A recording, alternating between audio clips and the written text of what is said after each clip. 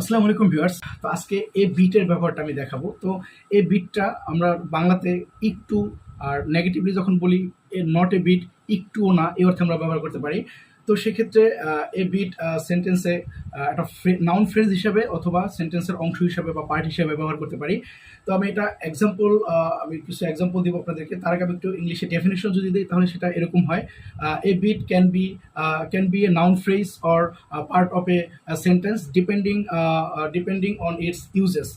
অর্থাৎ এটা ব্যবহারের উপর ভিত্তি করে এটা নাউন ফ্রেজ হবে না সেন্টেন্সের অংশ হিসাবে হবে, সেটা আমি দেখাবো।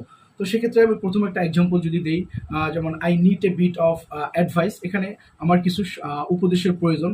তো এখানে এ বিট অফ এটা একটা নাউন ফ্রেজ হিসেবে ব্যবহার হলো। আর নর্মালি যখন সেন্টেন্সের পার্ট হিসেবে আমরা ব্যবহার করতে পারি, যেমন আমি যদি এক্সাম্পল দেই, আমি একটু ক্লান্ত, I am a bit tired, আমি একটু ক্লান্ত নই, আই এম নট